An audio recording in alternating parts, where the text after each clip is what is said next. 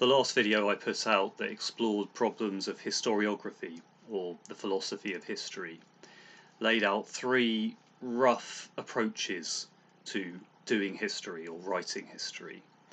These were reconstruction, the sort of idea that history consists of the facts that are out there that can be almost excavated, put together with the correct methods, and reconstructed such that we can know what history was in an almost objective manner.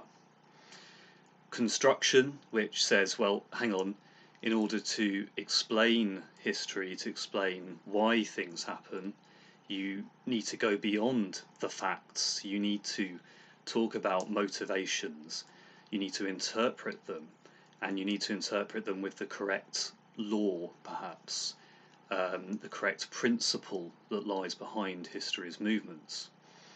And finally, deconstruction, or a postmodernist approach to history, which would emphasize that the facts are never uninterpreted. They're always filtered through the mindset of the historian looking at them. And in fact, any narrative imposed on them, including via some kind of supposedly self-evident law, is in fact just another projection of the historian and his mind, or the time and society he is in. And this final strand might be very well represented by Hayden White, whose meta-history lays out what he sees as the various narratives that can be used to construct historical narratives that are not self-evident but are projections of the historian who's doing this work. But to explore such ideas further, it's not the case that postmodernists, whoever they may be, were the first to raise these issues. Not only with Nietzsche, who of course is a major inspiration for postmodernism. Nietzsche, with his emphasis on the way that humans shape the world, shape their own useful illusions, in his famous essay, Truth and Lie in an Extra-Moral Sense. But within British historiography, there are some interesting figures who explored these problems as well. Most significantly, R.G. Collingwood, who was one of the last of the British idealists, a sort of loose movement of perhaps Hegelian philosophers in Britain. And Collingwood was very keen to emphasize the way that the historian's mind will shape the data he has to work with. The historian will construct a narrative using his imagination that isn't self-evidently there in the historical data that we have. And someone else who kind of picked up on these ideas was E.H. Carr, who wrote an important history of Soviet Russia, but also this book, What is History?, which was a series of lectures he gave on these problems more broadly. And the interesting thing about Carr is he agrees with Collingwood that facts are not self-evident in history. Facts must always be interpreted, and that in a way which reflects the historian's concerns and the society that he is within and the time he is within. He agrees with that, but he doesn't like how Collingwood made some statements to the effect that different types of history done in different ages or times, whether it's the ancient Greeks historians Thucydides and Herodotus, or the Romans historians, or those of our present day. Carr doesn't like how Collingwood sort of relativizes these approaches and says, well, what else could they do?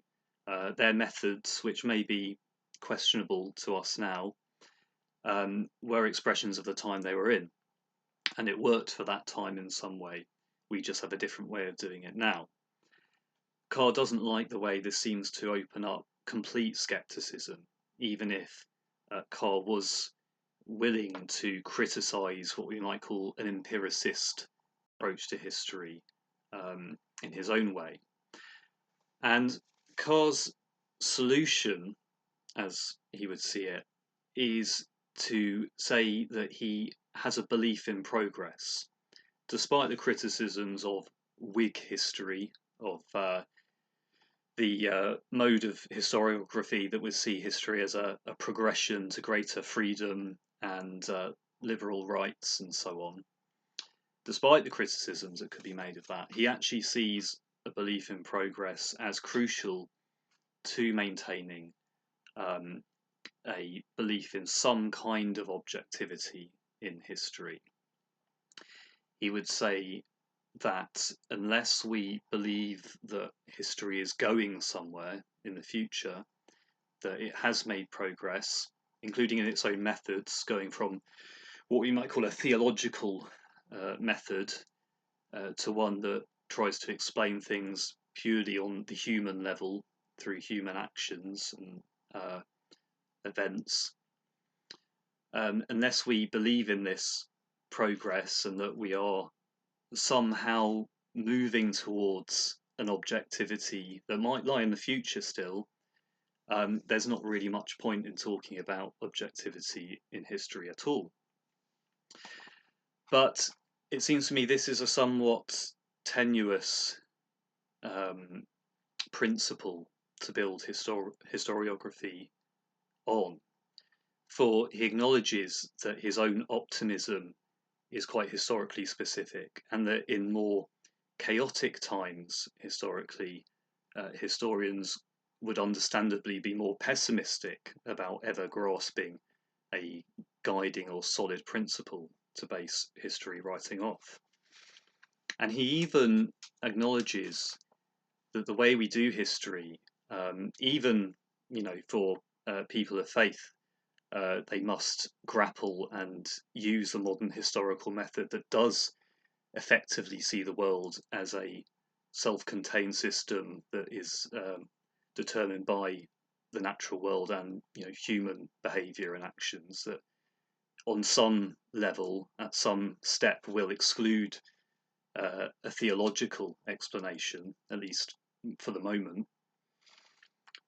While he agrees that, or sees that this is an important place we've reached, he does acknowledge that it might not always be that way.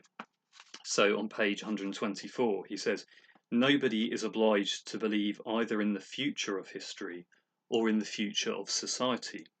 It is possible that our society may be destroyed or may perish of slow decay, and that history may relapse into theology. That is to say, a study not of human achievement, but of the divine purpose, or into literature, that is to say, a telling of stories and legends without purpose or significance. But this will not be history in the sense in which we have known it in the last 200 years. Now, we might question, of course, whether the telling of stories and legends has no purpose or sense, as I've discussed with regards to Levi-Strauss. But it's fascinating that Carr acknowledges that in different conditions, the way we do history now may completely vanish, may be completely unnecessary for the task of humankind as it will be. And for me, this is now in our place in history quite a pressing question, as many of the things that Carr saw as progress, increasing innovation, greater wealth for some at least, as these things actually come to be seen in a different light, as we realise that the plastics that were so useful to us for the last few decades are actually poisoning us, as we realise that industrial civilization, as much as it's prolonged some of the world's population, some of their lives, is actually leading to terrible climate emergency. We might question Carr's view of history as a whole and wonder what will come next. and how will we see the past? Will we regress, so to speak, to a more mythological view of the world? Will we still need the kind of modern history that sees the world as a self-contained system of causes and effects of nature and man? Maybe that will be necessary as we seek to avoid poisoning ourselves. With plastics and so on, we'll need to know where this came from, how mankind got into this catastrophical situation.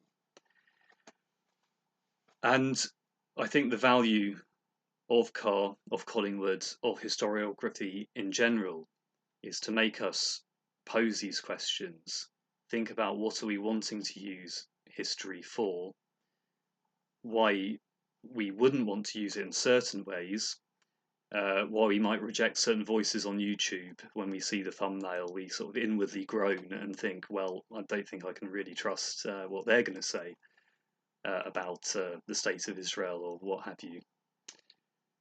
And it should make us more self-aware about our place in history and the place we may have in it to come.